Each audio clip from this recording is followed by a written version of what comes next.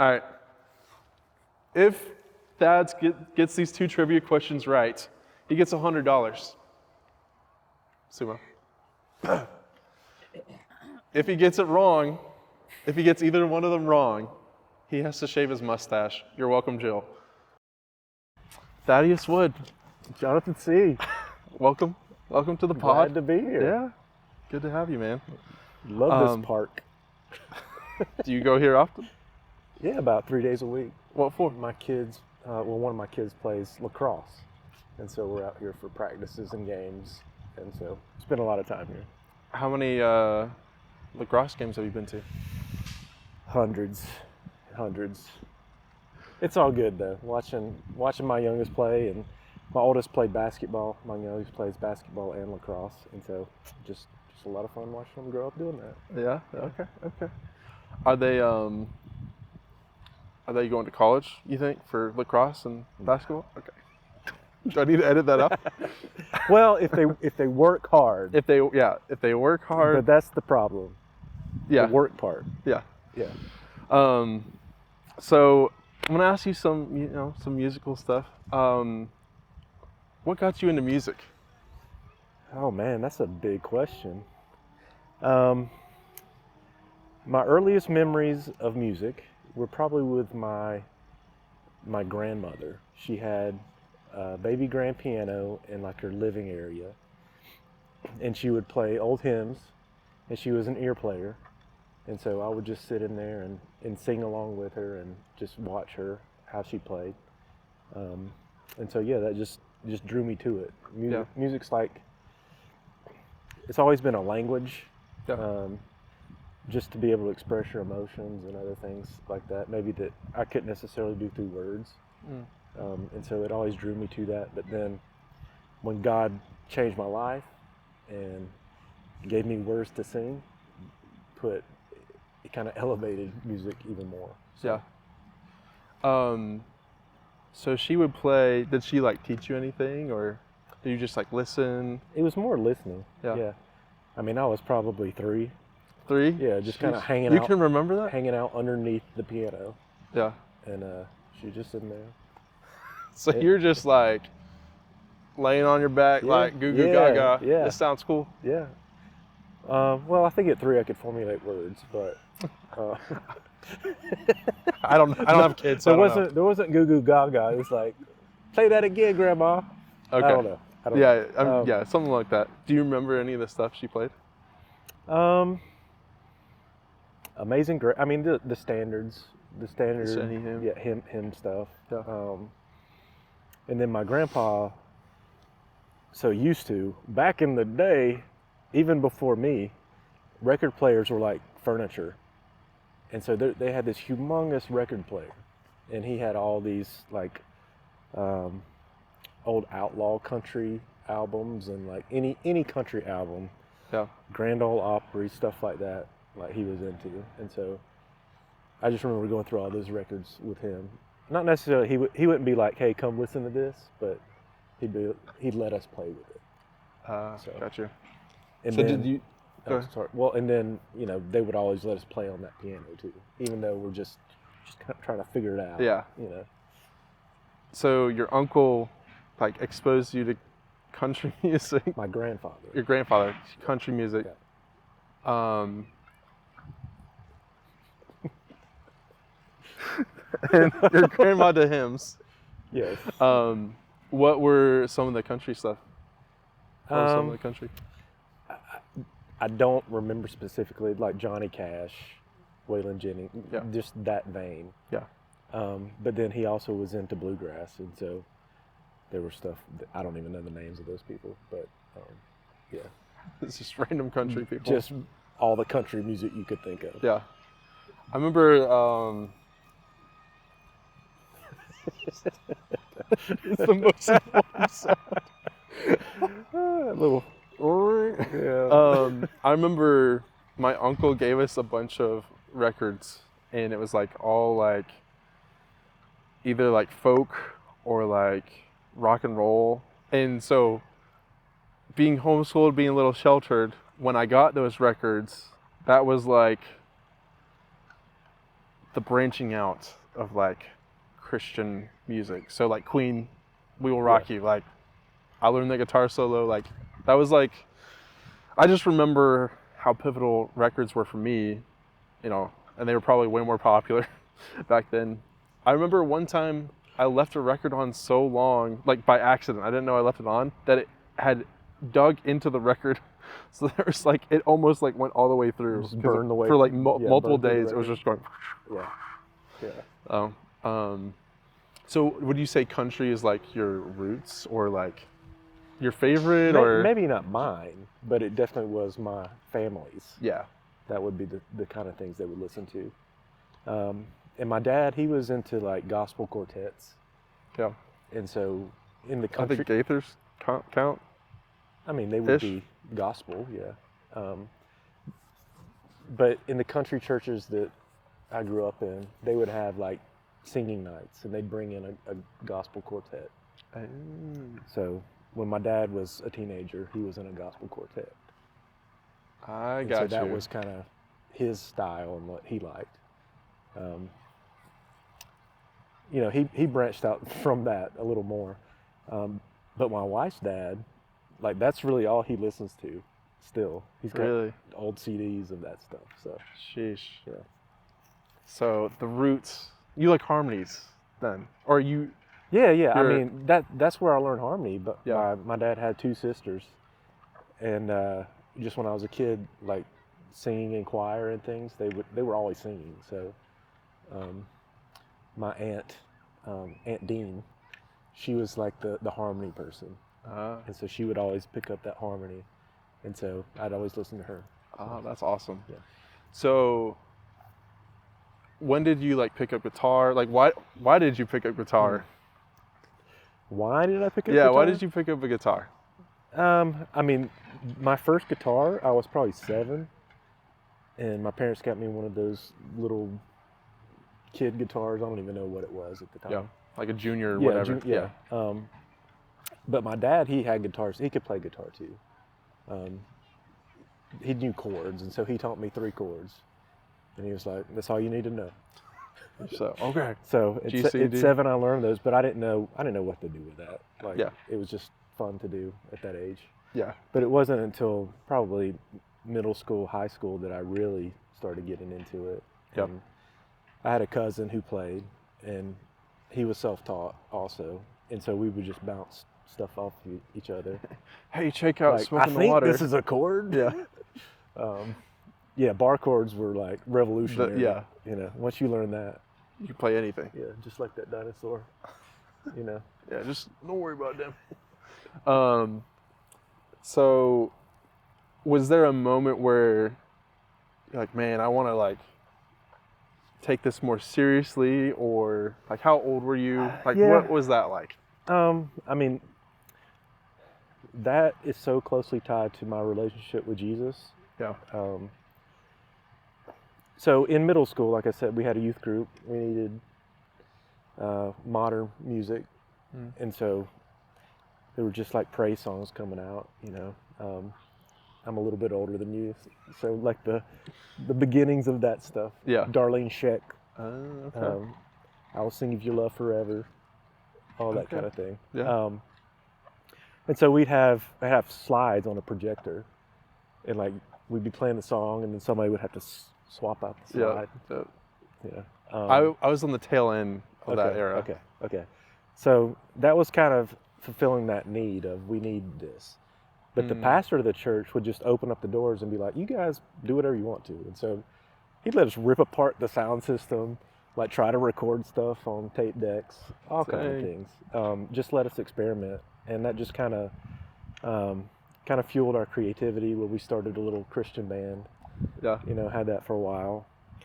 But then I discovered, hey, I could use this to like meet chicks. so it kind of took a turn from Jesus to chicks. Yeah, it kind of took a turn. Yeah. Is that how you met Jill? Funny story about that. So it worked. I'll get there. Okay. I'll get there to it. So, in my spiritual life, I walked away from God during my beginning college years. but at that time I really was pursuing like music as, man, I just love to do it. And so we were playing any place we could. We formed a different band.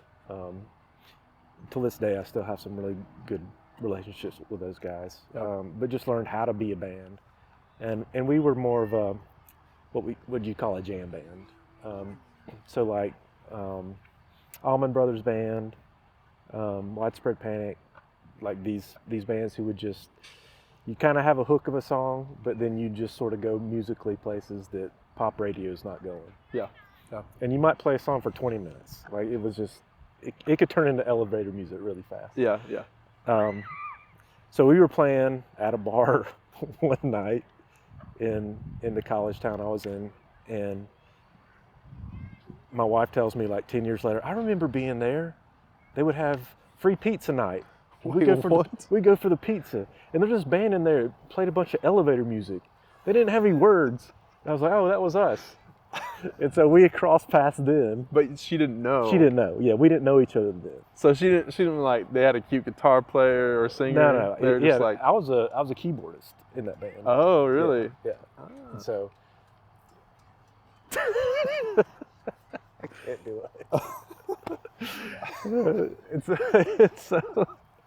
It's a switch from guitar to keyboard, and just kind of learned to play keyboard. Okay. Anyways, that's a big jumble mess. So, y'all, wait, you said it wasn't a bar, was it? What do you mean? Where you played, the band played? Yeah. So it was a bar called Backstreets. Backstreets. Okay. And we were kind of the house band. Oh. And so we would play like every Tuesday and Thursday, something like that. And so when you got to college, Joe was like, how did that come up? Okay, so a lot of stuff happened. Jesus saved me. Right. I was like, I'm not going to touch music anymore unless it's for him, because I used that for something else. Like that meant something else to me. Right. But he reminded me, hey, I gave you this. Like, use it to glorify me. Yeah. And so I just surrendered that. And over time, he gave me opportunities to use music in church and help people worship. Yeah. And point people to him. And it was during that time, that kind of the formation of that I met my wife. She came to the church I was at because she knew a friend of mine's wife, and they worked together. And so she brought her to church. That's how we met. I got you. So after you surrendered it to the Lord, God's like, boom, Jill. Bam. Fell out of the sky. Angel from heaven. That's crazy. That's awesome. Yeah.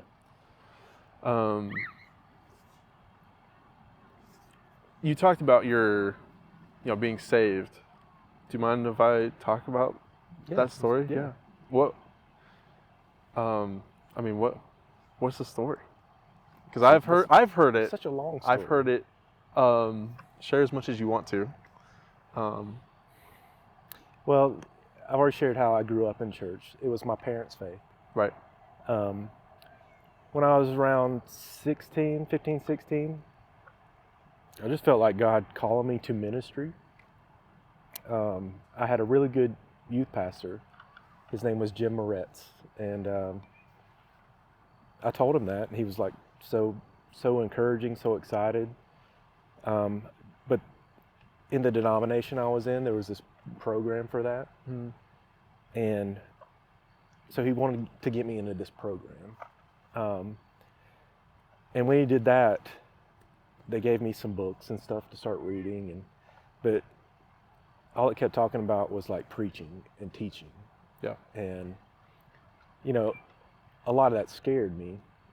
But there also was part of me that I'm kind of this rebellious teenager too. Like, I like rock and roll. Yeah. I like that lifestyle. And so I chose to go the opposite direction. Right. So I walked away from the faith for a while. Probably, it was till I was 21 years old that I was kind of walking in darkness. So like 6 years around there? Yeah, and we were playing in these bars I was talking about before I was of age to play in bars. Right. Right. Somehow, if they didn't serve alcohol to you, that was fine. Yeah. And so did that, and like, man, hit walked through some dark seasons, and just was broken.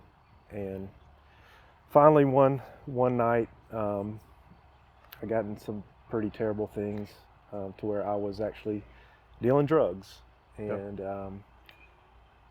I was running drugs to a person.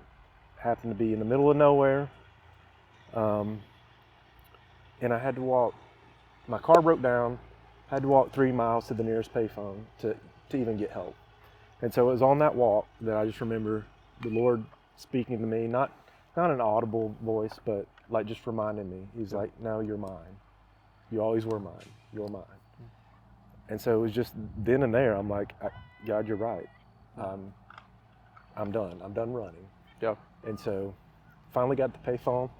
I called my dad, and my dad, it was just like 3 o'clock in the morning. Yeah. My dad gets out of bed and drives to come get me.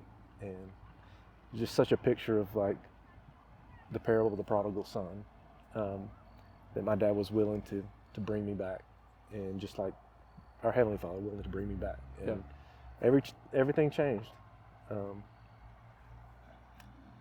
Any addiction or whatever I was caught up with, just gone. Yeah, that's crazy.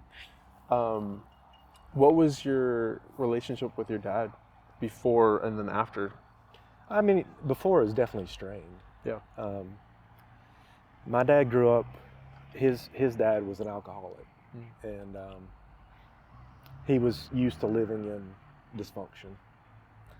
And so for his sons to be dysfunctional, I don't know if that was, I think he just, okay, what do you do? We're still here, we're still family. So he was never like, get away from me, get out.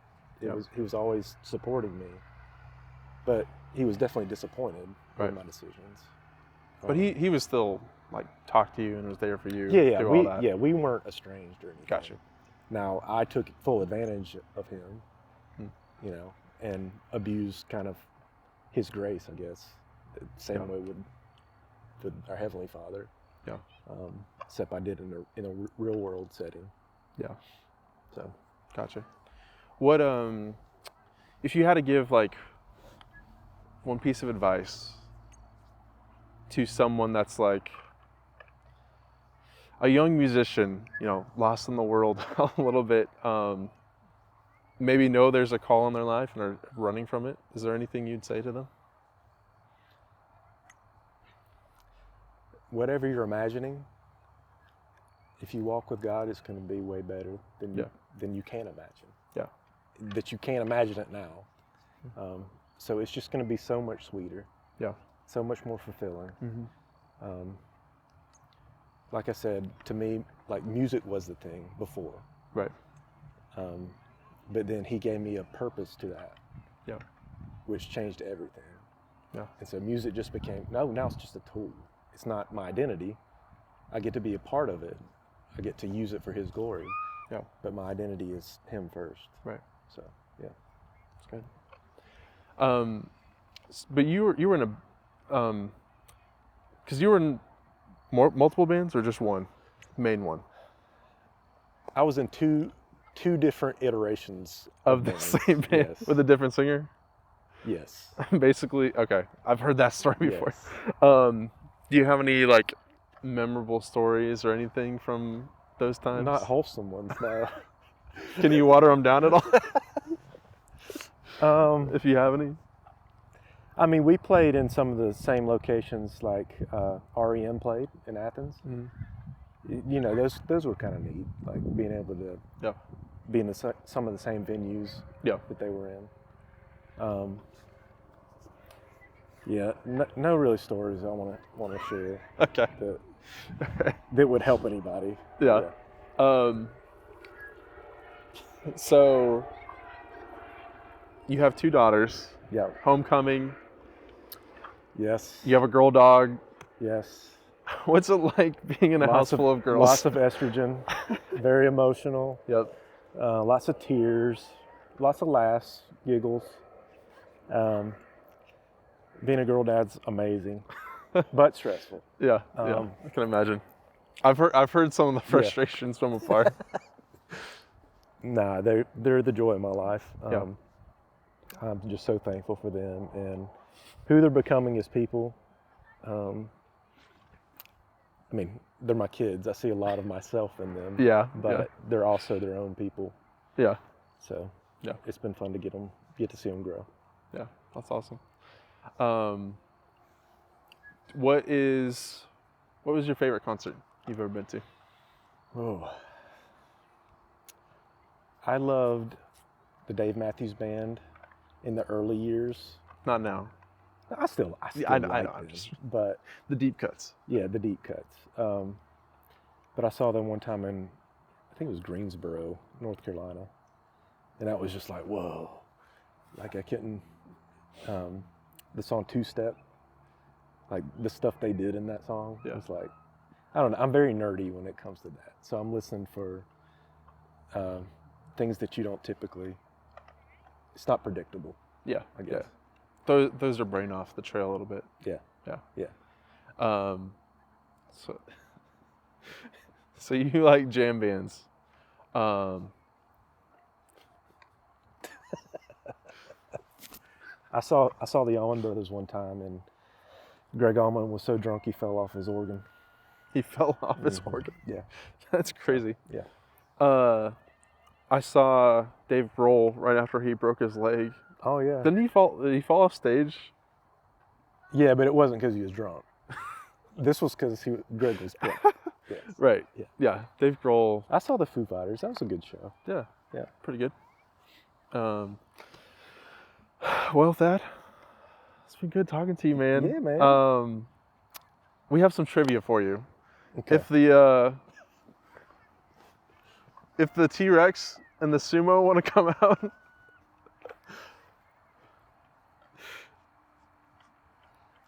T Rex. Sumo. We need T Rex and Sumo.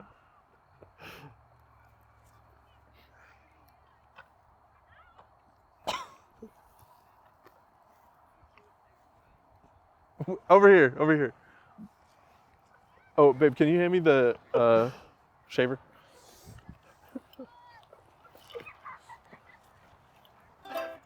Hi. Okay. Oh, snap. We got a challenge for you. All right. If Thad gets these 2 trivia questions right, he gets $100. Sumo. If he gets it wrong, if he gets either one of them wrong, he has to shave his mustache. You're welcome, Jill. This was agreed upon before this podcast. No, this is not agreed upon. Okay. All right.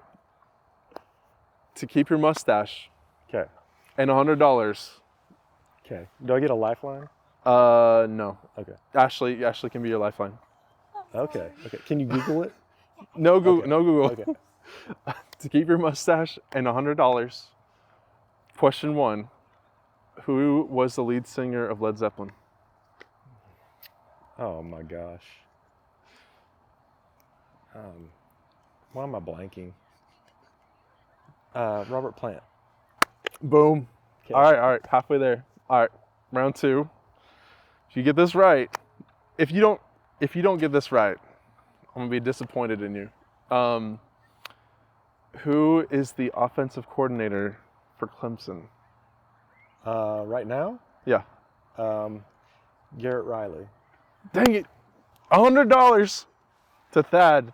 Dun, dun, dun. Thank you. Sorry, Jill. He has to keep it another week now. Well, I don't know. However long you want to keep it. You know what? Here, let's just do it. Let's just do it. Wait, we need to. Let's just do it.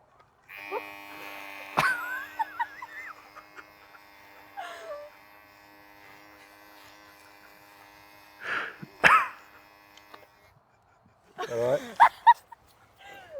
Good. And $100. And $100. $100. $100. Awesome. You want to sing? Let's do it. Okay.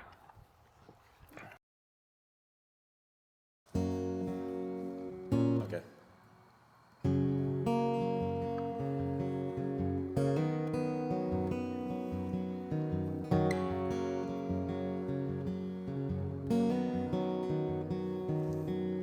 sunlight morning, when this life is over, I'll fly away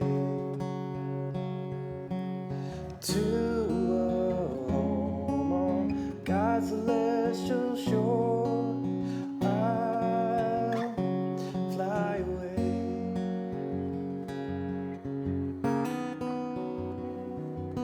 And I'll fly away, oh glory. I'll fly away. When I die, hallelujah, by and by, I'll fly away. Oh, I'll fly away, oh glory. I'll fly away. And when I die, hallelujah, by and by, I'll fly away. And when I die, hallelujah.